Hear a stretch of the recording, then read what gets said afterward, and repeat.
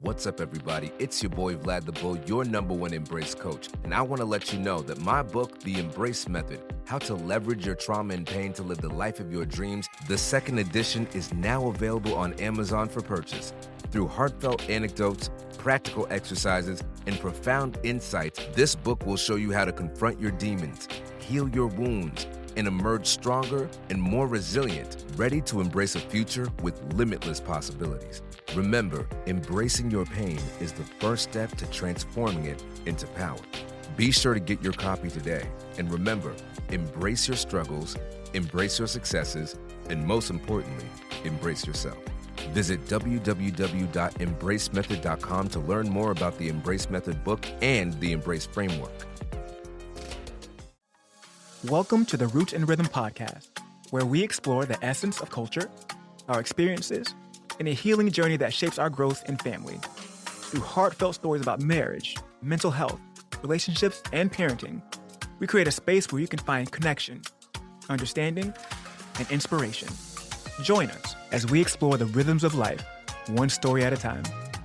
What's up, everybody? Yeah, welcome to another episode of the Roots and Rhythm podcast, where we explore the rhythms of life, one story at a time. It's your boy, Vlad the Bull, your #1 Embrace coach, and I'm joined by my lovely co-host, the one and only Angie, la cyber mommy. We are in the building. Let's go. Angie, it is beautiful, bright, and not so mightily hot outside. So it's kind of chilly today. We got on our hoodies, our sweatshirts. Yeah. Well, you know, I had to turn off the central air today because I didn't have time. It's off? It's off. It still feels nice. Because it stays chilly in here. These walls hold. It's beautiful. It's beautiful out. The bugs are dying. Fall is coming. You smell it in the air. It's crisp. You ever see Next Friday? When you see Next Friday, right? When Ice Cube goes and visits Rancho Cucamonga, wherever Day lives. He's like, I taste the air. Yeah, taste it. Taste good. Yeah. It's delicious outside today, guys. It is. Summer's winding down. We got one more week of camp. Then it's back to school. Getting all those pesky last minute outdoor activities out of the way.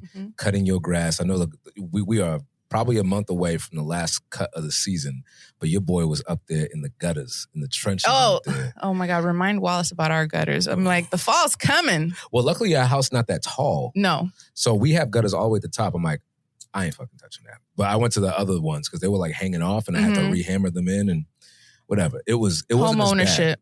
First time when we got here and cleaned the gutters out, Angie, they were up to the top. It looked like a terrarium out there. There were ants all over People the place. Forget to clean their gutters.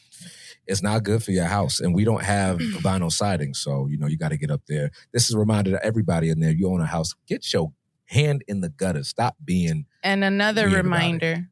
Subscribe. Right there. Right there. We haven't got to look at it. It's going to be on the screen. Subscribe. Make sure you smash this like button so that you get our content out to those who need to see it. All right. Reviewing last week real quick. Had a phenomenal episode about green flags.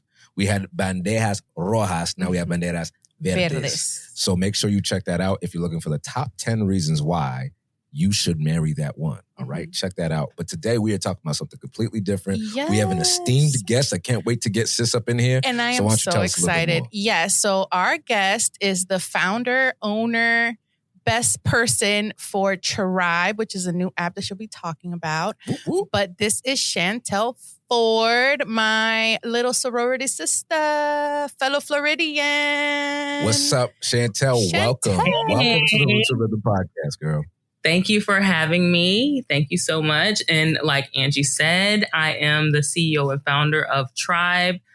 We are a parent platform that helps parents organize their support system so that they can easily get the help that they need during every phase of parenthood. And I'm sure y'all remember those trenches when you were in them. I am currently still in them. So yeah, Same. Yeah. I don't think you're out of the trenches until they out of you. Well, no, honestly, probably never, because I know my mom is still in the trenches and I'm 35. So right.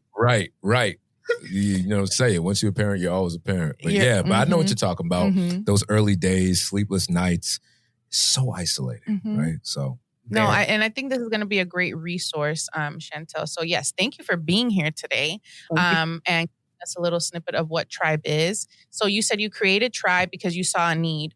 So what was the moment that made you realize that parents weren't just looking for resources, they were looking for long-term support? Really, it was when I went through my birthing process.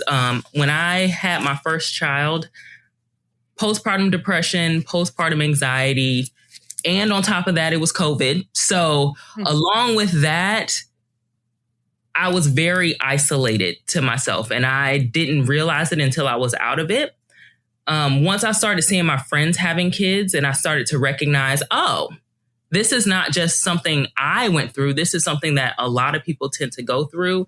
And it kind of made a switch in me that made me say, okay, I don't want anybody else to feel like I felt during that time.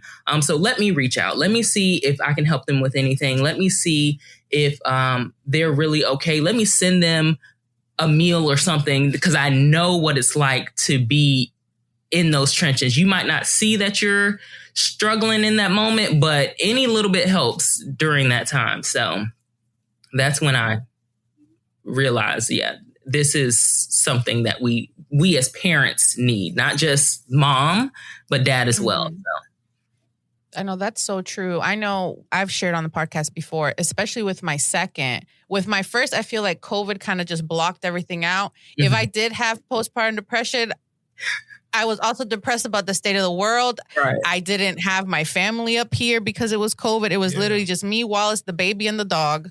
And all the diaper boxes and all the babies on the diaper boxes were the only kids Alana saw for literally the first 15 months of her life, you know? Damn. So I don't know if it was that or not. But with my second, that's when I really knew. And my doctor was even like, hey, I'm going to put you on medication. Like, this is not normal. And it wasn't. And then I know now in the media, it's all like the Lindsay Clancy case that at that time. So that happened January 23. I had Aria January 23, and I was in the NICU for a month with her. Oh, wow. So I didn't even look at the case. I was like, I cannot physically understand. I cannot process that right now to like get all involved. But now that it's happening, like the case or whatever, the court case, now it's like, now that I'm getting the facts, right? Now that I can like physically and emotionally deal with it.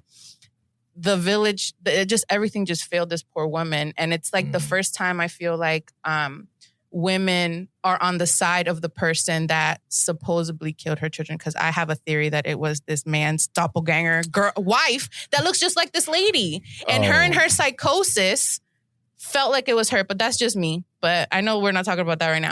But it made me think of that. Like now that, you know, all my feed is Lindsay Clancy. So free Lindsay.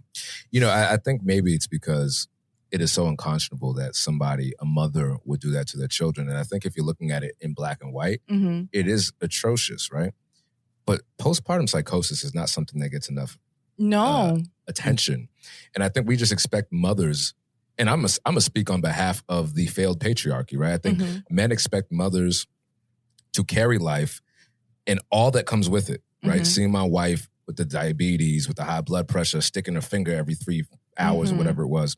We see that and we almost pedestalize women, right? We look at y'all like you're invincible, but get back to work. Oh, yeah, she's drowning and you give her a high five. You got it. Like, you're such a great mom. Like, you know, compliments are nice, right? But it takes more than that to get through, especially as you were saying, Chantell, to get through not only the carrying and the birthing process, but also how do you get back to yourself? So I want to ask you, you created your platform specifically for parents to reconnect to their village.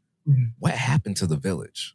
And what happened to that? Because if you look at times before, women had a lot of support amongst each other. Now, you both mentioned you were mothers in COVID, which was, I don't even want to think about how isolating that can be.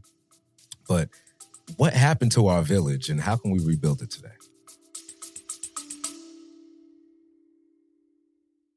Hey everybody, it's your boy Vlad the Bull, your #1 embrace coach. Listen, I know that you are enjoying this Roots and Rhythm podcast episode, but I want to take a minute to talk to my fellas. Let's talk energy and vitality.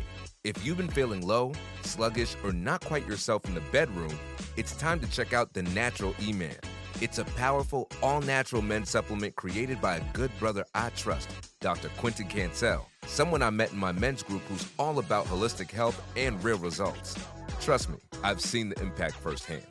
So if you're ready to level up your energy, confidence, and performance, visit naturaleman.com and feel the difference. That's naturaleman.com. The link's in the show notes. All right, y'all, let's get back to the podcast.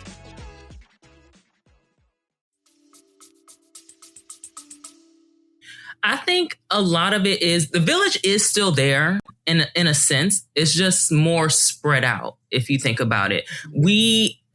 I personally think since COVID, we've gone to a place where we just isolate ourselves. We got so used to isolation that we just kind of took it on as a norm, and going back to remote work. Now we're not even in the workforce, like in a workplace anymore. So we've kind of adopted this, okay, stay to myself mentality, and kind of lost that wanting to connect with other people.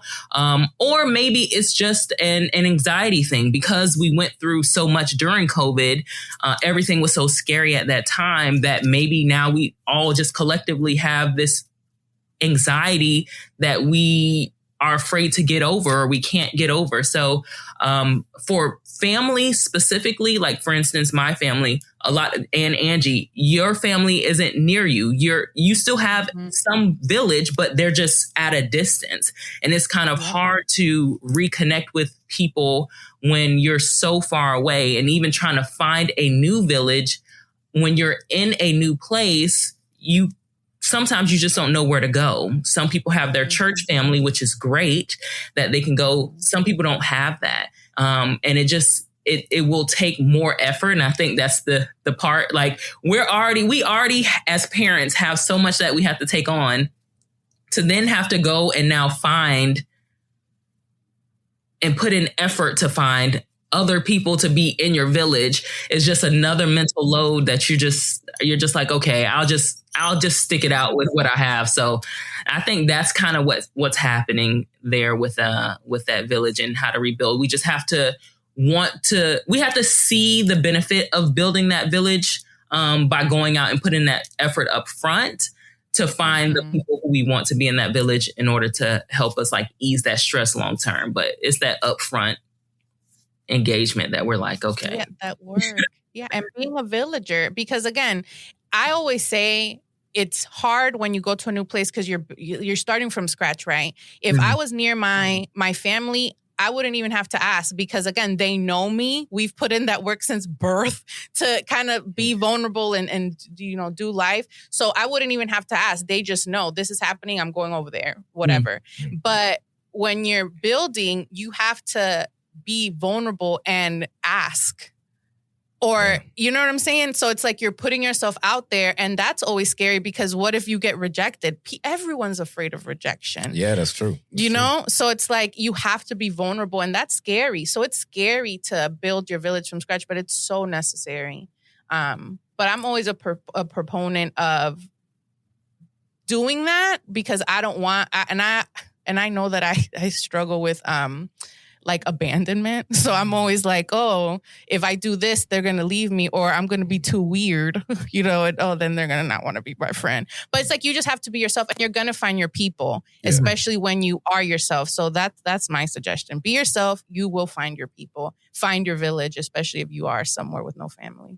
Yeah. And there's something to be said about being vulnerable on top of being in a vulnerable position, like having to be vulnerable as a parent. I mean, there are no invincibilities when you have a newborn at your house. Like you are kryptonite surrounded, yo. It is wild, Chantell. And here's the thing. Luckily for us, when our son was born, we were in Lowell. I think you guys came to visit us for the first time. And there's a whole backstory as to how we became super good friends, and we'll get into that later.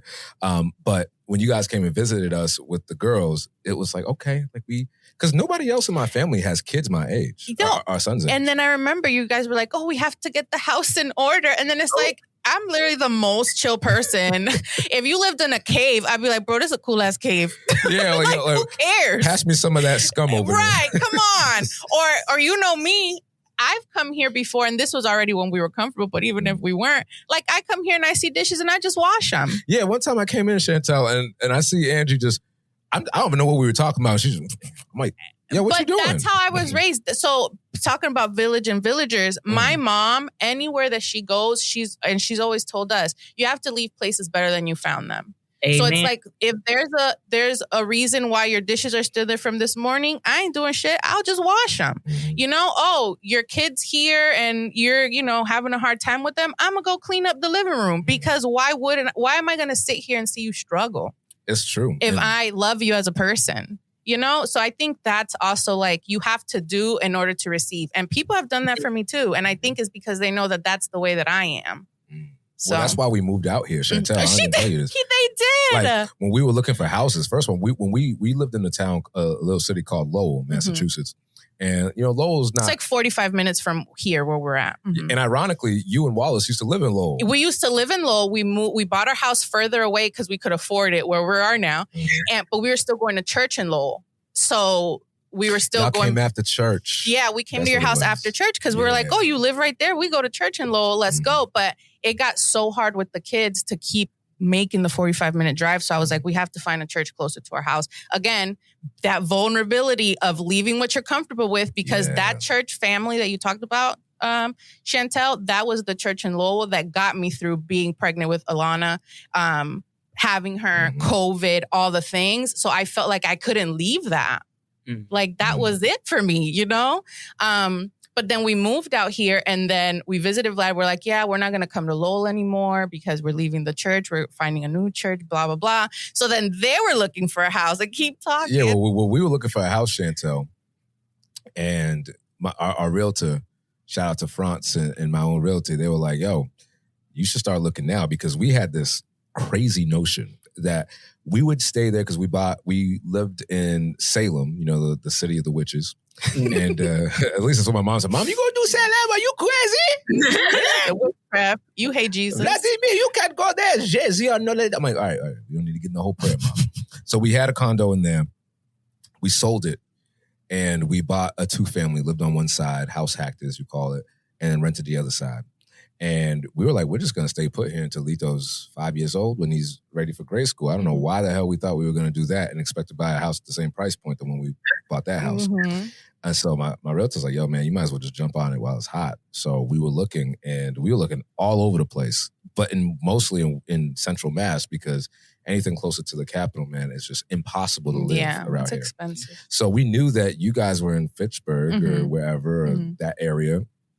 And we were looking for areas around that. Because that's where our tribe is. On top of that, our other friends who were within the ecosphere of the Roots and Rhythm heart, right, of this parents' village, right, Chantell? They also live in an adjacent, they live, I think, a town over in this way. Y'all live a town over that way. So it just made sense. We're all 20 minutes. It's like the same little 20-minute rotary of houses.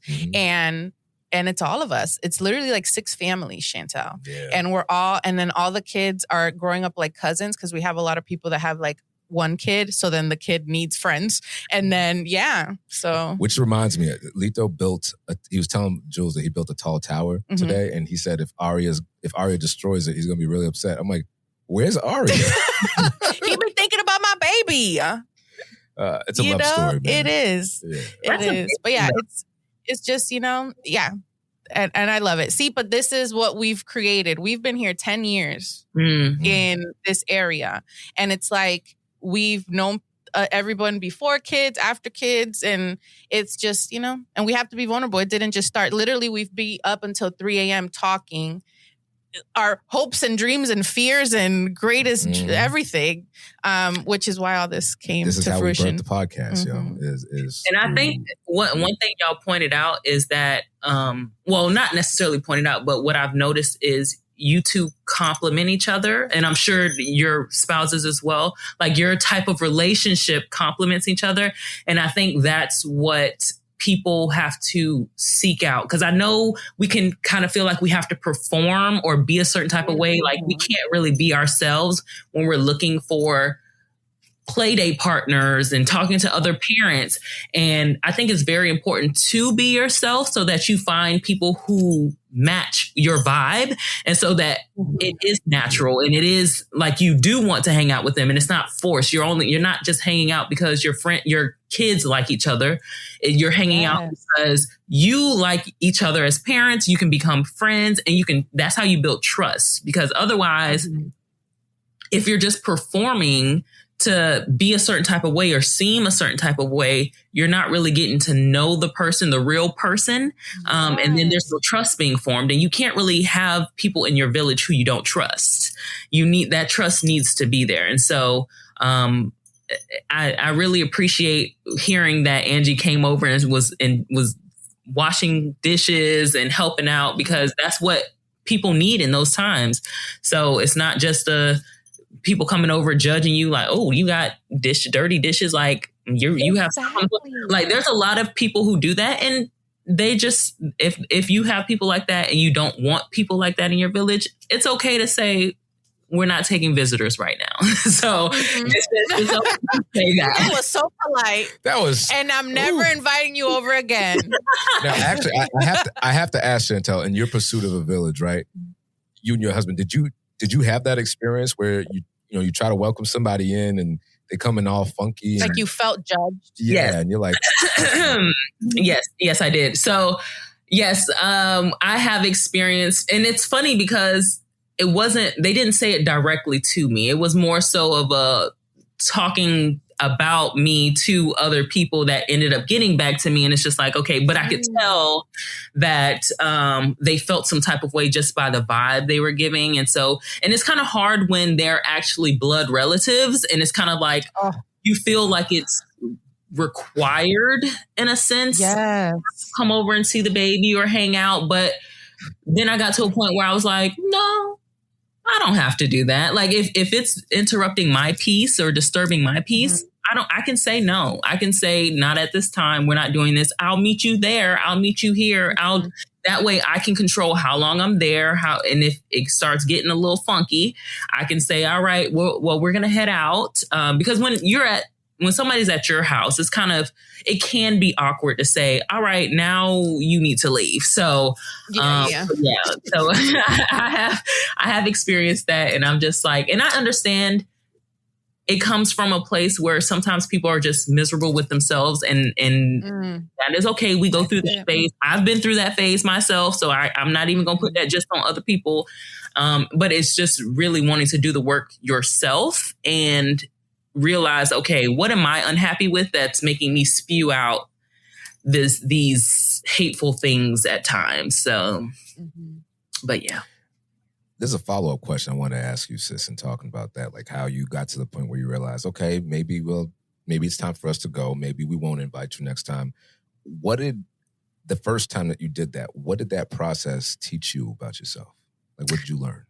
I learned that I can stand up for myself. I have struggled with that a lot in my life. And it wasn't until after I had my first child, and I went through that depression, and I went through that anxiety, that postpartum anxiety, that I had to really take a look at myself and see, like, okay, what is the problem? What is happening? Why do I continue to feel like this over and over and over again? Because this isn't the first time in my life. And so once I was able to be completely honest with myself, and I started meditating, and I started journaling, and I was being completely honest. Yep. Journal?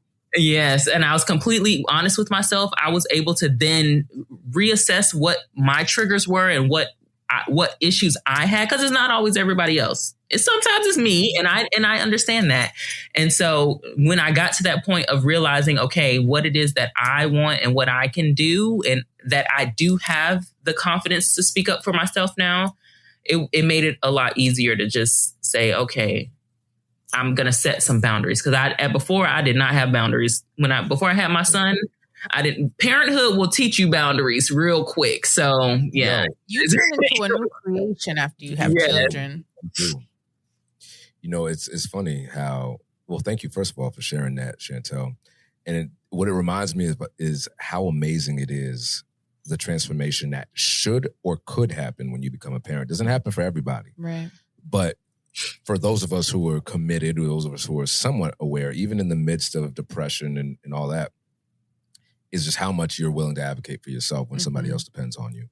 And so for me, very similar story.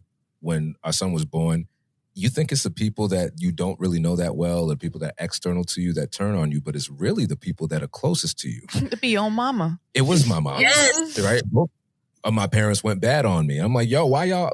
And, I think a lot of what was happening was my son being born just revived all the undealt with stuff that were between my parents. They've been separated since I was 10. So we're talking about like 21 years of just junk. And it was the first grandchild. So this is the first time they've experienced that too. Right. So I was like, yo, I am not having it. And it's tough. It's really hard to have to set that boundary with somebody that you depend on emotionally.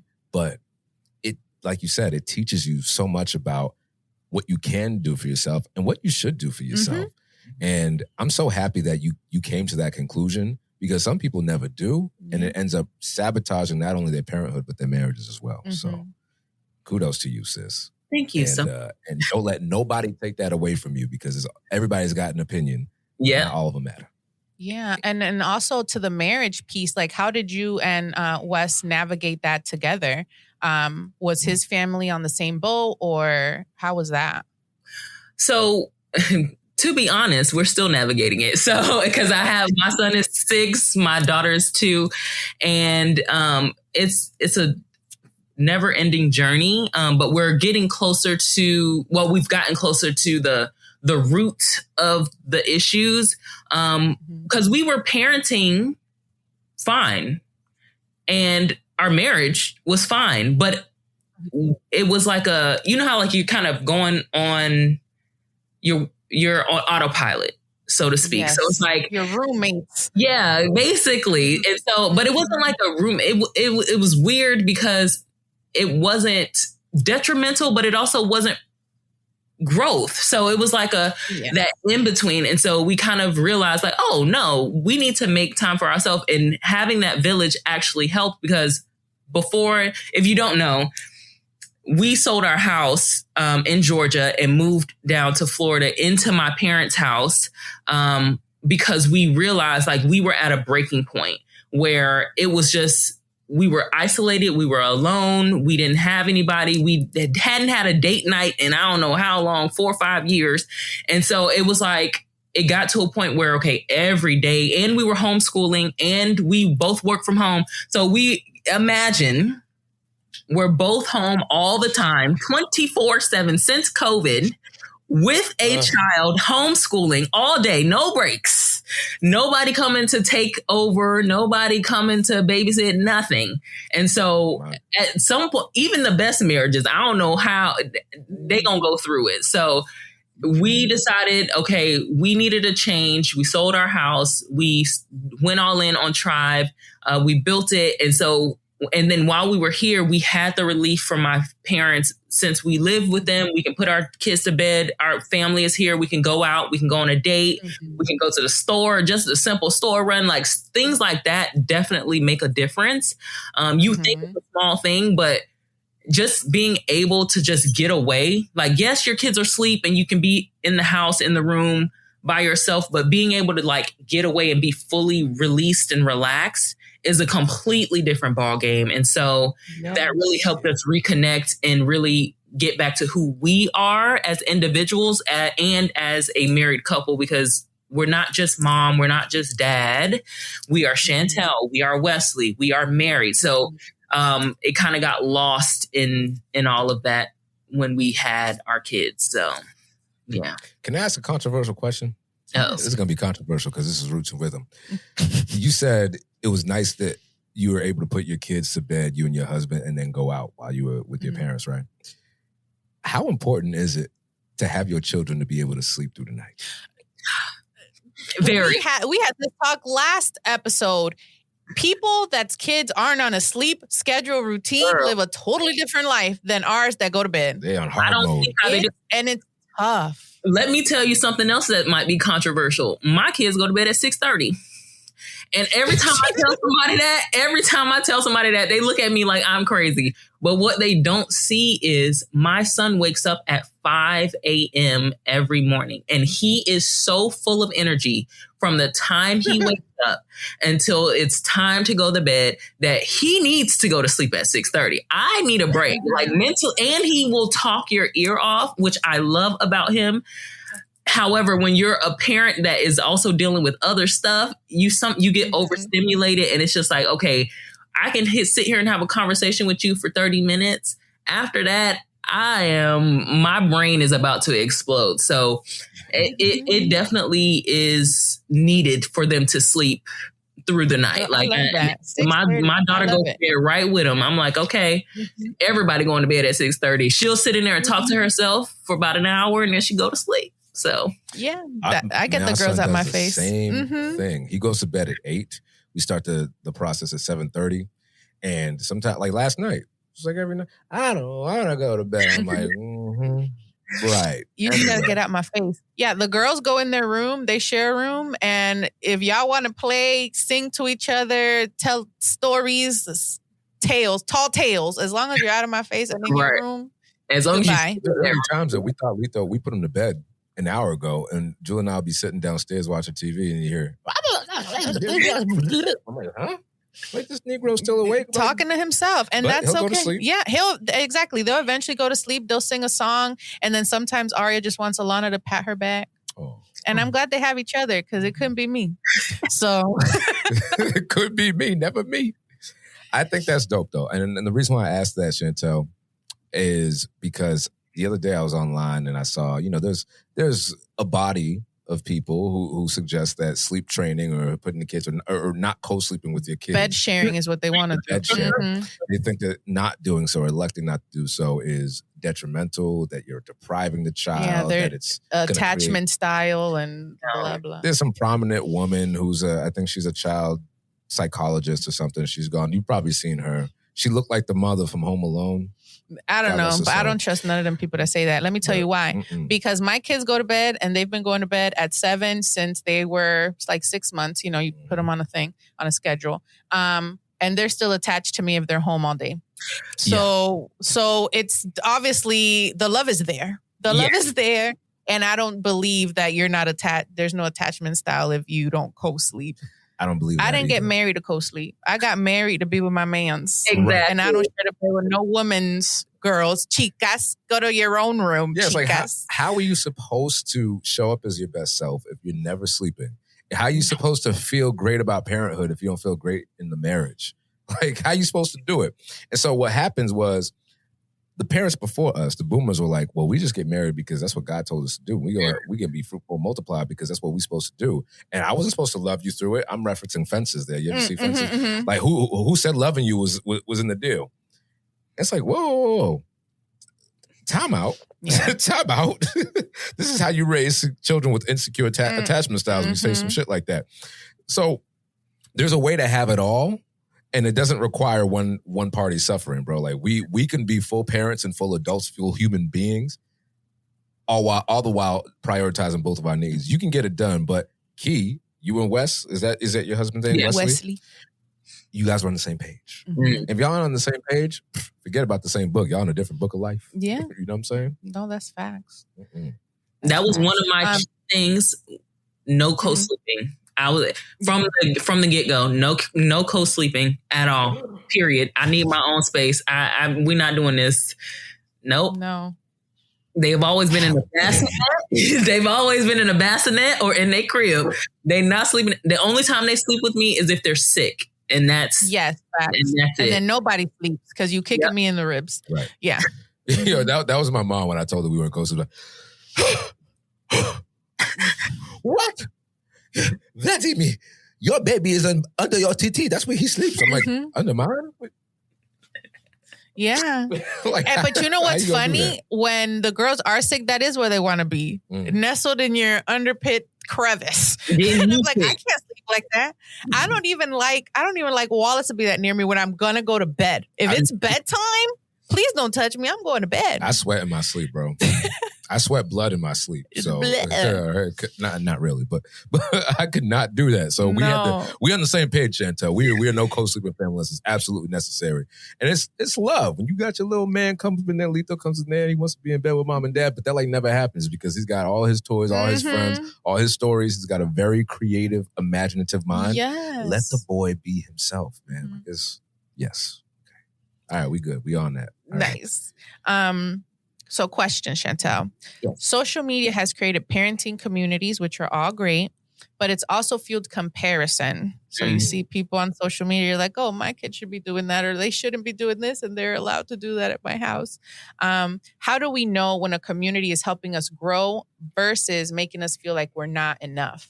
Ooh, yeah, I like that question. I think the key thing to understand is what are their intentions? So if everything that they're saying is oh, you shouldn't do this, you shouldn't do that, where are you helping me in this scenario? So the only advice I get from someone is if, one, I'm seeking it and I'm asking. If I'm not asking for your advice, I don't care what you have to say. I'm just expressing myself. And two, if they are coming with solutions. Because if all you're doing is saying you shouldn't do that and why are you doing this, how is that helpful at all? If you really feel like I shouldn't be doing something, well, offer me a solution. Have you thought about doing this? Oh, I've heard that this is not healthy for kids. Have you considered doing this? There's ways to express that you don't think that someone should do something, as long as you're providing some helpful solutions along with it. Just giving your opinion and saying, well, you shouldn't do that, doesn't really do anything for anybody. Not you, not me. So if we're going to rely on social media communities, we need to make sure that we only take in information that has a good intention, which generally comes with some kind of advice or helpful information, not just an opinion that they don't think you should be doing something. So, you know, that's interesting. So with the proliferation of social media, it almost embeds itself in every aspect of our society. Do you feel like it's doing greater harm or greater good for the parenting community? Because there's just so much information out there and everybody's a creator and everybody's got an opinion. And it's divided because for the same number of people that say you should co-sleep, it's the same number saying that's the worst thing you could do in your life. Sleep train, sleep train. Oh, gentle parent. Oh, you should not gentle parent. That's just you're allowing your kids to free range. Everybody's fighting, bro. Everybody's fighting. How about, where do I fit in? Where am I supposed to fight? You know what I'm saying? So I think, what are your thoughts on that? I think it's kind of both sides to me. It can be harmful if you allow yourself to go down the rabbit hole of the negative comments. I found my first pregnancy, I was on those parenting forums, maybe like Baby List or What to Expect, those forums where people could just talk. And I realized that a lot of people go on there just to complain about something that's happening in life. And it can then start snowballing into everyone complaining about something or kind of trauma dumping in that space. And then you're reading all of that, not realizing you're taking all of that stuff in and you're feeling all of those feelings. And then that can be detrimental. But on the other side, there are areas where you can go to find helpful information. Like I've gone to find information on what to possibly do when my child is doing this or what to possibly do when my child is doing that. And to kind of understand, okay, well, every kid learns at a different pace or they do things at a different pace. So it just really depends on my intentions on when I go to the internet. Because when I was looking at the negative comments, I was in a negative space. So I was seeking to feel that's what pops out at you. Yeah, I was seeking to feel things that like I'm not alone. Like they resonate with me. They are going through something horrible too. So let me keep reading that. And then I realized, no, that's not helping me at all. Like that is actually putting me deeper into a hole. And I had to change my intentions to be like, okay, if I see a negative spiral, that's something I need to stay away from and only seek helpful information, and also take that with a grain of salt, because not all information on the internet is something you should be taking. sometimes reach out to see, okay, are different kids doing different things at this age? So, yeah. But I would lean towards more so detrimental than positive for the most part. But you got to be, because you have to look more for the positive than the negative. So. Yeah. And your algorithm will help with that too. Because if you're just consuming, to your point, Chantell, all the negative, or you're in a bad headspace, that's all you're going to see. You're just going to see all like the negativity and the bad areas of the internet versus the more helpful, the more uplifting, the more community style advice sites and columns. So, yeah, I mean, whether it's parenting or anything else that you're looking for, I feel like if you're looking for negativity, you're always going to find it online. Amen. Because that's where a lot of people go. That's the only place they can really be themselves if they're feeling negative, if they're bubbling with negativity or angst or frustration. Like they're going to let it through on a forum. And, you know, it does take strength and some discipline, but I think that every new parent should get the hell off of social media, because you're already up night when your son is first born, your daughter's first born, you're already up like, is it okay to give him a bottle of this at this time? Yeah. Right. What happens if your child, like you're already just, you're fried, you're overstimulated, you're looking for help. And if you're isolated, you know, the internet might be your best friend or your only companion for your relationship. But, you know, some people really do have good intentions, Angie, but yeah, a lot of people brings out the worst in people. And that's why the village is so important, because I'd rather, and especially when you're in the trenches, and I experienced it with one child and not the other, to have like, come, Vlad, to my house. The children are driving me crazy. Bring Lido so they could all play. Yeah. Versus like me just being online. It's like my kids are driving me nuts, and then you see, like to your point, all the negativity on there. But it's like, go out. Now that we're post-COVID, like go out and be physically with people. And then you can text a person for their advice because you know that they've gone through it. And that's happened with us. Lido had a sleep regression, and you're like, bro, I don't know what else to do. So we're like, well, this is what we did with Alana, and this helped. And, you know, you might have to be in his room for a little bit, but it's not going to last forever. Like, just have patience with him. This is his first time being on the planet, which is something Wallace and I, like, that was like our motto. It's like, they're an alien. They've never been on Earth before. We have to help them. Or even navigating the tantrums. I remember one time, Angie, you were like, you know, he's only been here for like 2 years, right? Yeah. Like, true. Because when your own needs are not being met, Chantell, it gets infinitely easier to become isolatory, self-centered, angry, grumpy, whatever. Like, it's just, parenting is hard work, you know? So I think it's really important for you to have that village built in. Those voices to be like, hey, yo, Vlad, maybe you want to chill the hell out a little bit because you're dealing with an infant, not a teenager. What's wrong with you? No, and then what is it that they say, Vlad? And again, we had an episode about this. Like, the things that trigger us about our kids are the things that we weren't able to do when we were kids. Because it's like, oh, he's bouncing off the walls. You weren't allowed to bounce off the wall. You're going to get smacked off the wall. But y'all don't do that. You said the other day, Angie said the other day, we were talking about, I think our kids talking back, something like that. And you were like, your mom is a different person. Our parents are different people with these kids. Yes. Okay? They're like, don't you talk to the baby like that. You're going to hurt their feelings. That's my little baby. And then you were like, bro, if I did that when I was her age, I would have got smacked into yesterday. Exactly. And it's like, there's a difference between like a genuine question or like, you know, whatever she's saying to me versus like disrespect. Like, that's not disrespectful. For anything you said after your parents said something was disrespectful. Right. You know, you couldn't be a person. You were a child. Couldn't be a person with an opinion.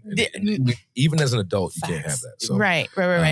So shout out to all the parents that are unlearning. The that are unlearning, the Gen Xers and the boomers that are willing to unlearn. Y'all are in the minority. But anyway, question for you, Chantell, is we talk about the different needs we have as parents. What do you feel like is a need that you've seen that parents have that they're too ashamed to bring up to a forum or a group that, you know, they out of fear they're going to be judged or side-eyed? Honestly, the need, I've been doing some street interviews with parents, mostly mothers, a few fathers. And the number one thing that everyone says is someone to come take the child or to give me a break. So to come watch the child so that I can go do something. And I think a lot of times we feel like we can't ask for that because we don't want to inconvenience anyone. We don't want, and like you said, Angie, the rejection, like what if they can't that day or whatever? What if it's something I really need, but they can't, this particular person can't? Then also you don't want to go around asking everybody that you would want to watch your kid. Because what if one person says yes, two people say yes, now you don't ask everybody. You got to wait to get back from one person. Like, it's just too much. Like, it's just, I do need this break, but now I got to figure out, okay, which person should I ask? Who's more willing to do it? Chantell, it seems like you're solving this problem with Tribe. Right. And that's one of the problems I really want to solve. It's like, okay, I can put my needs in one place on Tribe, and all the people in my tribe can see what I need. And therefore, the people who want to help or can help with that particular need, like watching my child for an hour so I can go get a break, can accept that challenge and can actually say, okay, I can help you with this. They'll go in to their own platform. They can click, yes, I can help you with this. And then I can either approve it or deny it and say, okay, I want somebody else to help or something like that. But it puts it all in one place. If they can, they will. And so that kind of alleviates me having to ask every single person or waiting to hear back from one person and they can't do it. And I got to reach out to somebody else. And so that was my key thing. Yes, it's an organized group chat. Yeah, and basically. I say that because we have our Walking Moms Club group chat. And that literally happened a few months ago. Someone had to put their pet down. And they're like, I don't want my son to be present. Can someone come watch him for a few hours? And literally, I went, we brought dinner. Someone else came, brought their kid. And then we all just stayed there until they got back from doing a very hard thing. Mm-hmm. But Tribe would solve that. Like, you don't have to even wait for everyone, or it could be someone else. Because again, this is just our small group of walking moms, but you'd add everyone else that you know to your tribe on the app. And then it's like, and people that you trust would come and watch your kid. That actually brings me to a question I have about Tribe. Is it I want to say ambidextrous, so to speak, but is it open to parents? Is it just women or caregivers? Mothers, caregivers? Like, who's it open to? It's all who care for children. So I have, we were very intentional with making sure that it's not just for moms, even though moms do take on a brunt of the work. Fathers also experience things as well. Even if you're not married, there's still, you can do a co-parent. You can even if let's just say one of the parents is no longer with us, you can have a partner that's your parent who is helping you. So it can be for anyone who is a caregiver for the child, so that they can set up a community so that when they need something, because it is really just whoever's caring for a child is going to go through it. We know that, whether your mom, dad, grandmother taking care of your grandchild, you're going to go through it. So having people in your corner who can help you when you need something is key. And it's not just babysitting. It's not just coming to watch the kid. It can be sending you a text saying that you need adult conversation, saying that you need a little pick me up so someone can send you your favorite snack, or even, oh, come mow my grass. Oh, come pump my gas because my husband's traveling. Exactly. Yo. We had a whole conversation about Angie, because we were talking about gas prices, and Angie's like, I don't know what they are. I was like, excuse you. How do you afford not to? I'm like, unless you got a pot that we don't know about. My man's pumps my gas. I don't pump gas. I only pump gas till Wallace ain't home. So then I asked Angie, I'm like, so what do you do when Wallace is not here? And she was like, I wait for him to come back. No, I obviously got to do it because I have no choice. But if I had Tribe, I'd literally put that as a task. Now, you said for the kids, Chantell, but would it work for any sort of caregivers? Because my dad has dementia, and my sister and my mom are his primary caregivers. But sometimes they'll put in the Papi Care chat, like, hey, we need some reprieve. Can someone come watch him? And of course, like, another sibling will be like, oh, I can go that weekend or whatever. But would it work? I see this being just bigger than parenting. I see it as like, especially now that the boomers are getting old and getting up there. They're also, we're raising our parents now too. But do you also see that as being part of it? Just any kind of caregiver, pets, elderly, children? That is something that we could do in the future. Right now, it is primarily for parents and caregivers of children. I wanted to stay niche and focused on the one thing that I have experience with. I can see that in the future, but at the current time, it is just for parents and caregivers of children. Okay, cool. But yeah, because my dad acts like he's 3 years old. So yeah, it's funny. I remember, right, Angie and Chantell, when Lito was first born, we had the really great opportunity to give birth in a hospital with a nursery. Mm-hmm. And I remember when they moved us down, we were in there for a week because, emergency C-section, all that stuff. And so when we got back down to the floor at the nursery and we were there for a few days, the first night we spent there, they were like, yo, do you want to, the nurse, I think she was leaving for the shift. She's like, okay, this is the last chance for you to indicate whether you want to put Lito in the nursery or not. And at first I was like, hell no, I'm his daddy. He's going to stay with me, boy. I'm a parent. I've been waiting for this for 9 months. That's mine. I ain't going to let nobody else raise my child even for a night, man. It's me. And then 5 seconds later, he was in the nursery. Yeah. I was like, yo, I'm tired. My wife was going through all these injections and all this stuff. I'm like, yo, bro, even he's not out of the building, but at least we can. No, he had the baby low jack. He wasn't going to leave. Yeah, nah, man. But that's the other thing, too, to your point about why, because we talk about why parents have a difficult time expressing needs. And we tend to forget how loaded parenthood could be, especially if you had parents that didn't really meet all your needs. Oftentimes for kids of adult dysfunctional parents, you want to provide all those needs and more. And even if it comes at the expense of your own mental well-being, your own physical well-being. So you'll do all that all day, every day, and you will burn yourself dead into the ground with all the gargoyle people underneath the earth. And even when you have like a good example. So I know the problem that I had is I was trying to be my mom. And because I feel like my mom is like the perfect embodiment of the perfect TV parent, like mother. Like she was put on this earth to be a mom, bro. Like she takes care of everybody with a smile. She'll take care of 18 kids because she just has a system. And I'm just like, I'm overwhelmed with one.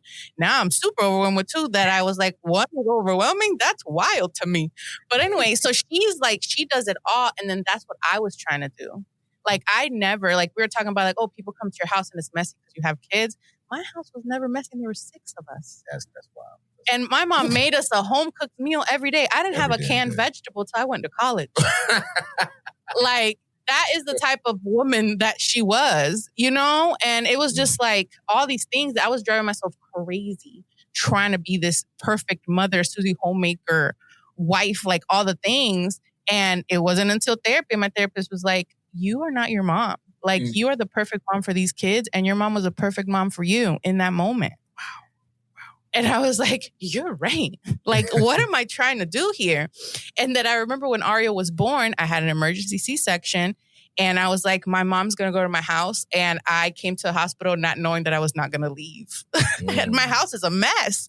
So I was like, right. Do you remember that? I was like, my house is a mess. And I was like, oh, and I called Darnell, and then Darnell and our other chapter sorority sisters, they went to my house. They did all the laundry. They cleaned up. And I was like, my mom can't see my house like this.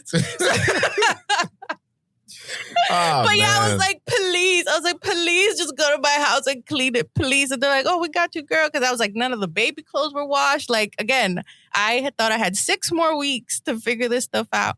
To the point, she was born January 6th. It was a Friday night. And January 7th, I was having Chantell a nesting party. Have you heard of that? Mm-hmm. Yeah. So the ladies at my church, again, shout out Ebenezer Christian Lowell.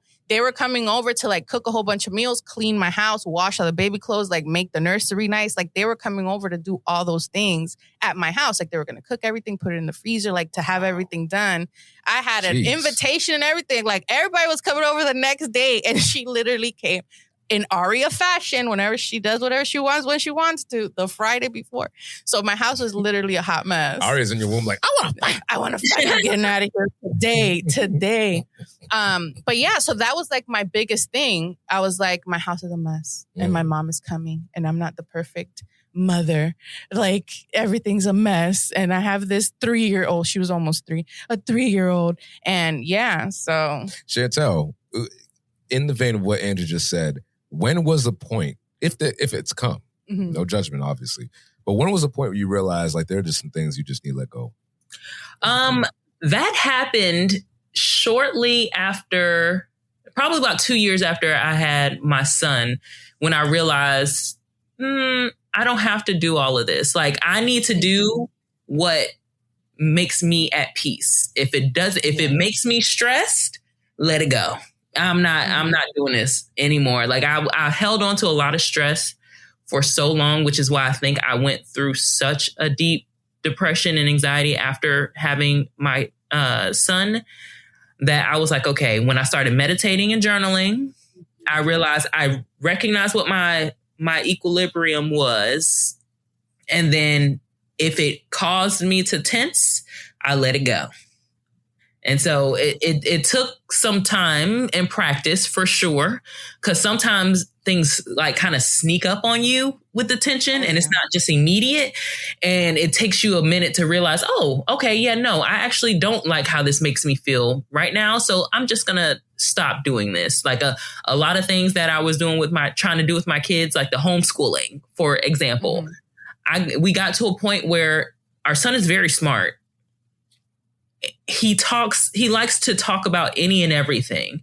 And I got to a point where I was like, okay, for my mental health, I need him to be able to offload this energy elsewhere with other kids his age, because he didn't have anybody his age. So he needs friends his age. And when we were in Georgia, everything was 15, 20 minutes away. I'm not driving 15, 20 minutes to a park and we get there and there's like no kids or one kid. Like, that makes no sense. So when we moved down here, I knew I wanted to put him into the school that I went to, which is right across the street.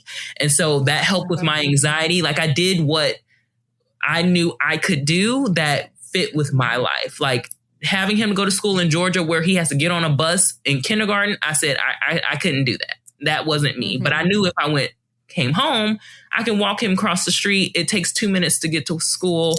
I'm okay with that. And I know the people in this area, in this neighborhood, I'm okay with that. So it's finding what you're comfortable with. Yes. That makes me feel so relieved that you had anxiety about him hopping on the bus, because you and I talked about this. And I remember you were talking about Alana going to first grade or kindergarten. And you're like, oh yeah, when she gets on the bus, when Lito gets on the bus, I'm like, what bus? Yeah. Well, and that's the thing. So I was very anti-bus myself. And it wasn't until we went to like the orientation at the kindergarten. So in our town, Chantell, the whole city goes to the same kindergarten, and it's only kindergarten and pre-K. Only kindergarten and pre-K in the whole building. So I was more comfortable. And then the bus has the GPS. They have the cameras. Like I see it all on my phone. So I felt more comfortable because she wasn't going to be a little fish in a big pond. Like there's no 5th graders pushing her around, or, in my mind, that's what I thought was going to happen. But it was only kindergarten and pre-K on her bus. I see it on my phone where she's at. And then I still had the towel in her backpack, just in case. You said the what? The tile. I tracked my girl. Oh. Yeah, the tile. Yeah. So I was like, I feel good. And she was excited to ride the bus. And Wallace was like, why wouldn't she be on the bus? Do you think she's going to act like you acted on the bus? And I was like, you act like I was a bad kid. I was perfectly fine. No, I was a great kid. I'm the eldest daughter. I can't misbehave. True. Yeah. You want me to get slapped to next week, Vlad? I got kicked off the bus, but I ain't telling nobody I got kicked off the bus. You would get kicked off the bus. Yo, Chantell, I told Are you the youngest? I'm the youngest. Yep. As soon as you said that, I already knew. So I'm the eldest daughter, so I already knew you were the youngest. My brother is 6 years older than me. And there was a point in time where he and I went to the same elementary school, and he was in 8th grade and I was like in 2nd grade. And so I remember one time I was like, you know what? All these kids have their parents picking them up from school. So I'm just not going to get on the bus. My parents go out to pick me up. And my brother came and he dragged me out of class. I'm like, what the you doing, bro? We got to get home. Go miss our only bus. Because he would be the one to get his ass beat if his little brother isn't on the bus. That's right. Yep. You know how many times I had to be responsible for all these freaking kids? No. No. Yeah, so I was not misbehaving. But Wallace was like, she could get on the bus. And then I was like, you're right. She can. They're all little kids. It's fine. And she loved the bus. But I don't trust. I know. But for first grade, she's going to be a walker. It's right there. I could throw a rock and hit a window at her school. So I'm very excited about that. But yeah, Chantell, you did what was right for the capacity that you could do. Yep. You didn't have to go to Timbuktu and send them 20 minutes away or whatever, how you were in the boonies of Georgia. Can we just talk about real quick, Georgia to Florida?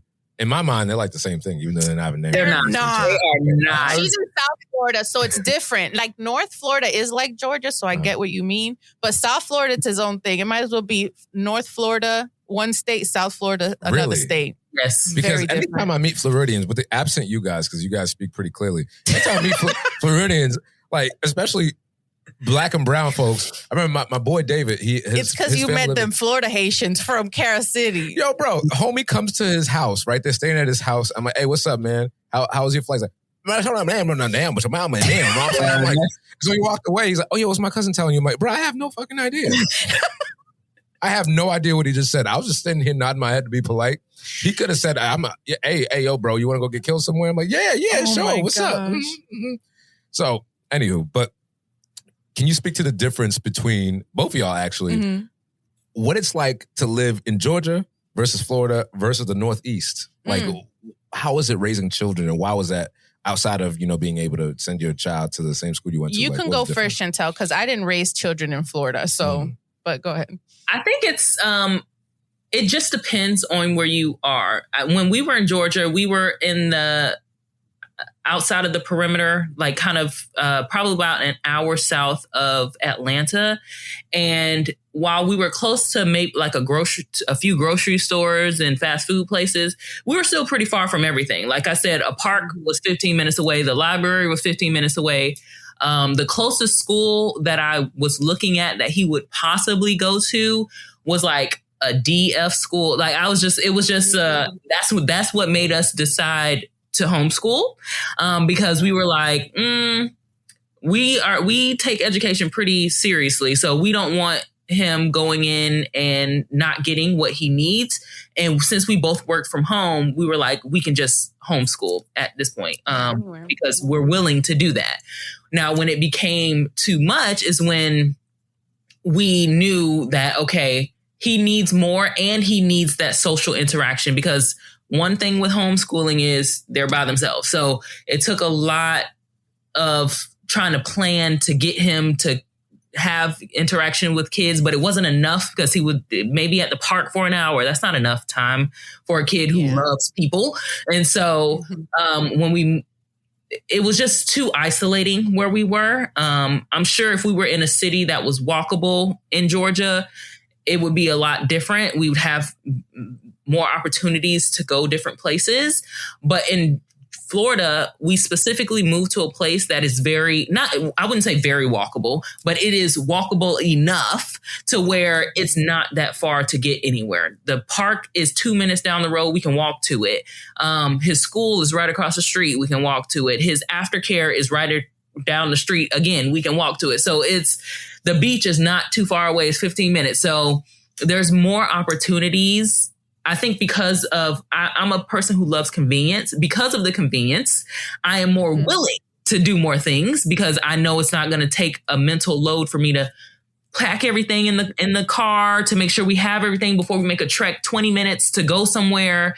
And then we get there and there's nobody there. Now we got to find somewhere else to do. Like that in Georgia was too much. It was already a hassle just to even get out the house and to drive somewhere. But here we can be like, okay, well, we're going to just walk down the street. And if we see somebody or we make it to the park, we'll go to the park. So it depends on the type of city you live in. So for sure. That's the first time I heard anyone describe anywhere in Florida as walkable, because I went to Florida for like a speaker mastermind and I had to take a plane to get across the street. Yeah, but that's because he was like in Central Florida. Okay, no.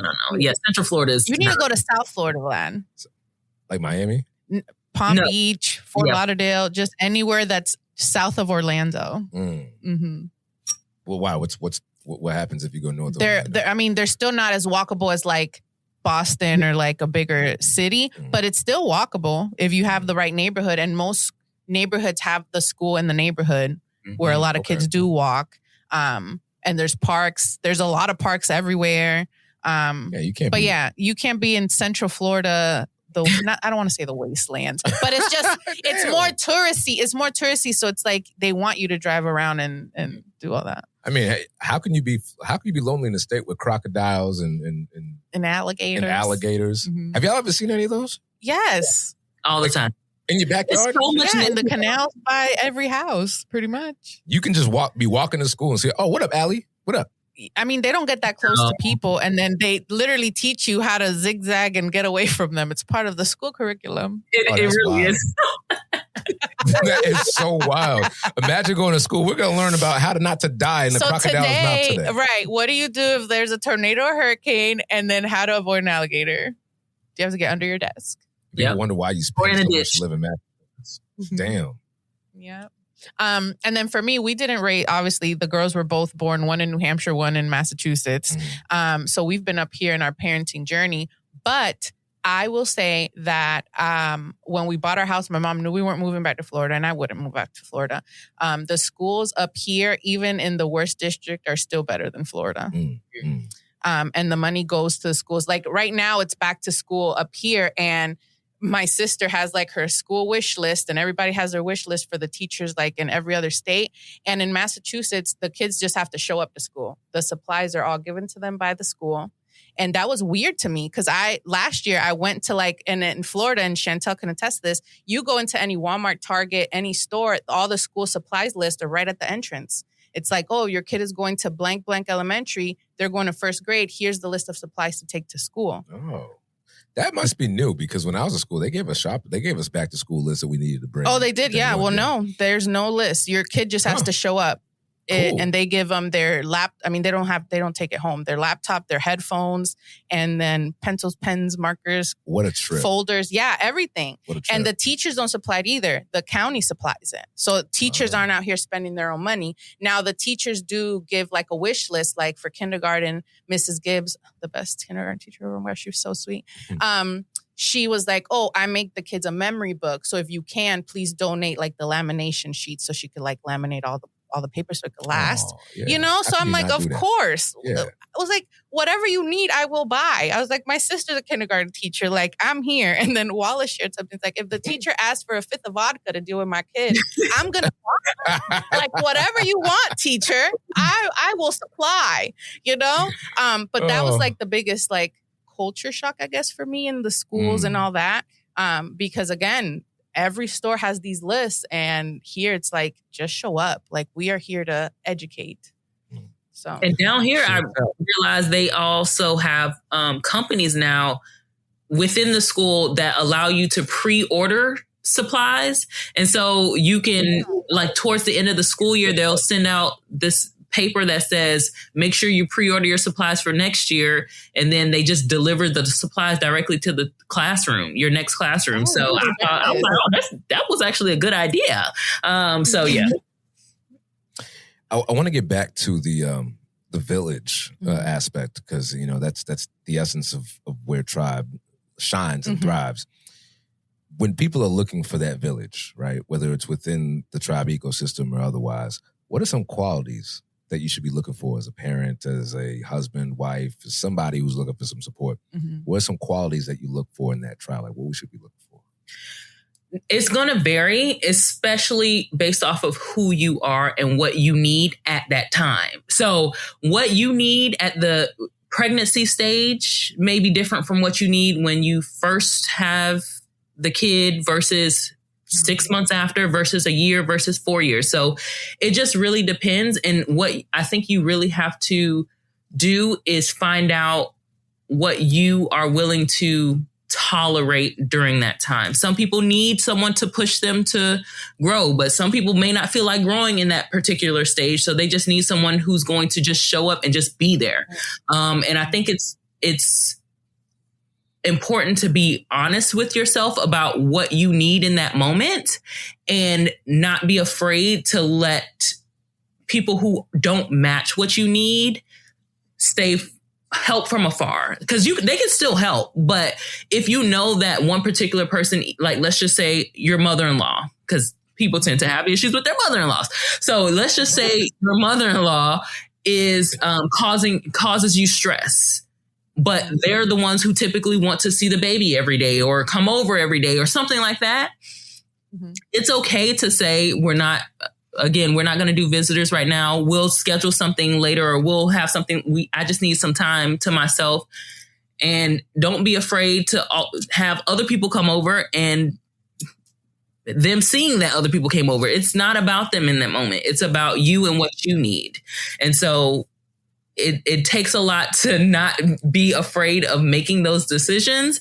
But the sooner you say, okay, this is what I need, and I can't worry about how someone else is going to feel about it, the better off you'll be, because you'll be at peace with yourself and be able to keep your mental health in check. So that's the biggest piece. Well, I'm sorry, Chantell, when you were talking about the mother-in-law thing, I thought you were going to say, well, don't be afraid to invite somebody over and let them take your mother-in-law out. I was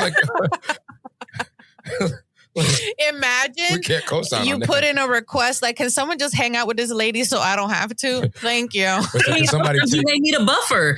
I mean, if you don't feel like you can say no to a mother-in-law or your own mother or somebody like that, ask for a buffer so that someone can come in and keep you company while they go and play with the kid. Because a lot of the times it's like, okay, now I have to entertain this person while they're also here trying to connect with my child. And so that can cause the stress. So there's ways around it, but in those forums, all I see is people complaining about mother-in-laws. So I'm just like, okay. Yeah. I know that is true. Thankfully, Wallace's mom is great. She leaves us alone, which I appreciate. All right. So if for all the parents that are listening, Chantell, and they're thinking to themselves, I don't have anybody. Mm-hmm. I don't have a village. I don't have a village. I don't have nobody near me. And we need something. Mm-hmm. Whomever is in this fight with me, we need extra help. What is one meaningful step, one courageous step that they can take to building that community today? I would say go out with intentions to meet someone. So if you have kids, go somewhere where other kids of the same age are and take the step to actually reach out to someone who's there. Have a conversation with another parent who's there. Even if it doesn't turn out to be someone who you will be friends with or have play dates with, taking that step to actually introduce yourself and have a conversation gets you one step closer to finding someone else to be in your village. It may not be that person, but the next time you go somewhere, you'll talk to somebody else. And eventually you'll find someone who you click with, who you can build that village with. But I also wanted to say, because you said if the village isn't near, your family can be within your village, even if they're not near you. And that's one of the things I wanted to do with Tribe, is to allow those people who aren't necessarily in the vicinity. They might be a couple states across seas. They can still help in some ways by offering gifts or paying for somebody to come and help you watch the kids, things like that. There's multiple ways to help. You don't have to necessarily be in the vicinity to offer help. So, because I send my friend money all the time when I think that she needs a break. I'm like, here's some dinner so that you don't have to worry about that tonight. So, no, that's true. And I think to your point of just being vulnerable and taking that step to like introduce yourself to someone new. Because I feel like that community building piece is just like a muscle. The more you do it, the stronger it's going to get. So you have to put yourself out there and you have to, maybe challenge yourself. You know what? When my kid's at the library, I'm going to talk to 2 new people that also have kids, and the conversations might start. You might make a new friend, you might not. That's how tag teams started. So Alana's besties from her first day at daycare. It's Tegan, Alana, and Griffin. Tag team. My sister made that up. So tag team. Their parents, I'm just so grateful that they're cool as shit. Like, because that's my biggest thing. I'm like, I don't need and again, I don't want to get political, but I don't need no Trump supporter friends. Why are you giving your babies those vaccines? Right. I don't want to hang out. So, but I do genuinely love hanging out with Carrie and Aaron. Shout out, we call them IKEA. That's our group. Incredible Carrie, Aaron, and Angie. Wait, time out. We have I love an acronym. I love an acronym here. We got tag team parents. The dads still have not come up with a cool name. But the three of us are IKEA. The Incredible Carrie, Aaron, and Angie. So wait. Pause real quick. Oh, Chantell, I have multiple villages. Bro, where's our acronym? We need one. We need to come up with a name. We've been still trying to come up with a name, but people aren't as creative. Tom, the one Lou was We need one. We need one. But this was from daycare. We tried to get Lido in the daycare, but the hours didn't work for y'all. So, ironically, now he's in the daycare with the same exact hours. And if y'all would have got in when you got in, y'all would have been there this whole time.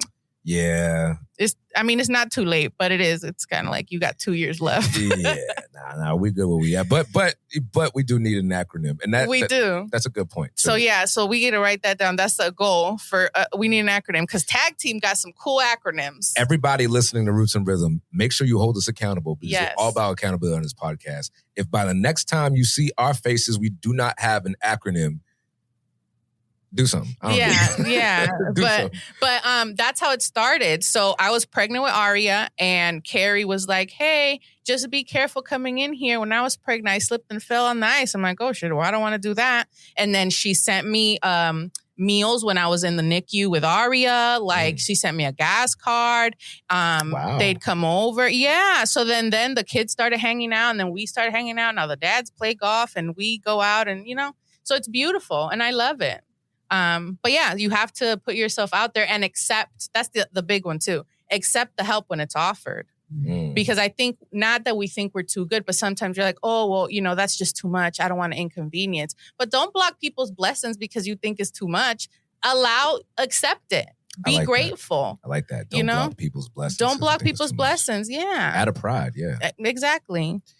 And I also think it's partly because, common courtesy. Like I grew up to not want to inconvenience anybody. And so when people offer them, I think it's just, they're just courtesy. It's just a common courtesy and I don't accept it. And so it's very hard to just say, hear what someone is saying and be like, okay, yes, I will take that. I saw this guy, Chantell, on Instagram. He shared a thing. He's like, ask me twice. I have to say no the first time, but ask me again because then I can accept it. Yeah. He's like, I can't unlearn what I've learned my whole life. So if I say, no, that's okay. Offer it again because I will take it the second time. Yeah, whatever answer you get the first time is like the answering machine. Just call again and I might pick up. Because I might have missed it because I was in the shower. But it's so true. You feel like you can't because that's not how you grew up. Oh, I definitely can't do that. No, thank you. But no, we need it. And we need to be able to accept the help because you deserve it and you're worthy of it. And I think that's the other thing. You feel like, who am I to receive that? No, you're someone great and you should just accept it. Amen to that. So, Chantell, you have dropped a lot of great gems on us. So we have one final question for you. As we want to leave an impression on our community here. I want you to imagine your children, hopefully 25 years from now, a long way from now, maybe not 25, but adequate time from now. I want you to imagine them raising their own children. What is something, as crazy as that may sound, what is something that you hope they would have learned watching how you intentionally and your husband built your community? And what cycles, if any, do you hope they would have broken? I truly hope that they can accept help like we just talked about. I hope that they can be willing to ask for the help that they need without having to first struggle so much on their own before they get to a breaking point to then reach out to ask for help. I hope they can recognize in the moment, okay, this is overstimulating. This is overwhelming. I need help right now. so that they can get that help then and not have to dig themselves out of a negative hole from taking on a lot on their own by themselves. So that's truly, because I want them to be mentally healthy, physically healthy, emotionally healthy. And the only way they're going to be able to do that is if they can recognize when they need help and have the courage to ask for that help, and receive that help. So. Oh, that's beautiful. Eloquently put. I like that. I like that. You know, if there's anything I'm taking from this conversation, is that help is not only it shouldn't be seen to parents as an option. It should be seen as required. Yeah. And that's something you have to earn. Like, we all should be able to get help and not feel guilty. Right. And I'll tell you, it is infinitely easier to parent and to do this really difficult job with people that you can trust. And I don't know how people do it without a community, but guess what? If you're watching this, you don't have to, because there is a tribe waiting for you. Coming soon. So, Chantell, tell the good folks, how can they learn more about you? Where can they find you at? And how can they get in touch with you? So they can find us on all social media platforms at HomeTRYB.com. They can visit our website at HomeTRYB, and that's HomeTRYB.com. To learn more about what we offer. We will be launching soon. Right now, they can sign up for the wait list to get first access, early access.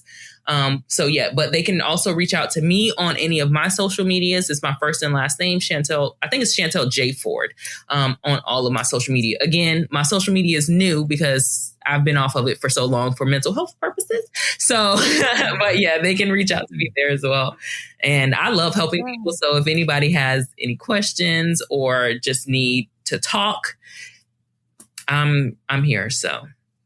Yes, and HomeTRYB on Instagram, which is how I found Chantell's business. HomeTRYB at HomeTRYB on Instagram. It's beautiful. It's very colorful. It's a great logo, great branding. Chantell, y'all did that. I love it. And shout out to Mara for helping with the social media. And then also Alfred, who's helping me on the back end. So appreciate y'all. I love it. You are doing great things. We're doing great things. And I just appreciate seeing people, especially people that look like us, being willing to not only extend the olive branch, but plant an olive tree. And I think that's the only way that I can really imagine it, is that you guys, we are the roots and rhythm. Our roots are where we came from. Our rhythm is how we respond to it, right? So I'm so glad to be in rhythm with y'all, man, for real. For real. Thank you for stopping by. I know, and it fills my cup because, again, especially being so far away from Florida, I don't get to interact a lot with people that knew me before children. So it's not like, oh, that's Angie, Alana's mama. No, I'm just Angie. Right. That's it. It's just me. So yes, thank you, Chantell, for being available and willing to come on the podcast. For having me. It was so much fun. Y'all are glad. Yay, thank you, Chantell. We try to be a vibe. Yeah, and then let us know when the launch is, because we'd love to have you back. You can talk business and let us know, like, the ups, downs, how's it going? What do you need us to do? Hopefully our community will sign up, so they're the first people to access Tribe. So go on the website, sign up for early access. So I'm excited to see where it goes. I'm excited as well. My goal is to just make sure that parents do not have to go through this alone. They can have a mental break at times, and they can connect with their communities. So, yeah, helping as much as possible. Yes, Chantell, it has been a blast, my sister. Thank you for blessing the Roots and Rhythm podcast. For those of you watching, make sure you look at the show notes. Get in touch with this dynamite sister, because she is doing a great thing for the community at large. And make sure that if you want to hear more of these dynamite guest conversations, make sure you hit the subscribe button. More things to announce coming soon. But you know what time it is. It's your boy, Vlad the Bull, your number one embrace coach. And Angie, la cyber mommy. And Chantell Ford, owner of Tribe. We are out of here. Stay rooted. Yeah.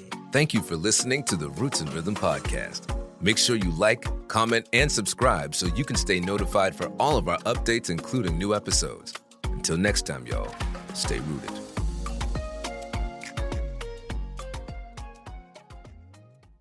this watch, so it's counting my steps. It's pretty cool. But I need new tennis shoes, Vlad. I've had my tennis shoes since probably before Lana was born. So do you have any recommendations? I know you're on your fitness all the time. I used to think that you had to spend at least $150 on shoes, sis, in order for you to actually get some quality ones. But I'm telling you, these new shoes that I tried out, it's like you're walking on air. Matter of fact, you don't even remember you're walking on them at all. It's like you don't even remember you put your shoes on. One time I thought I was barefoot. I'm like, yo, where's my shoes at? Oh, I love that. And are they light?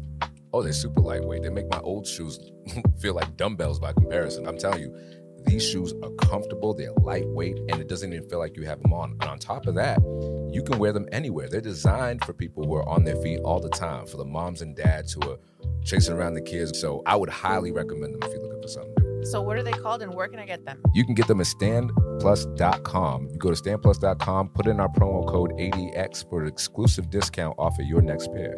They are the best all-day recovery shoes, so go ahead and get you a pair. I'm excited. Thank you, Vlad. Come on, let's do it.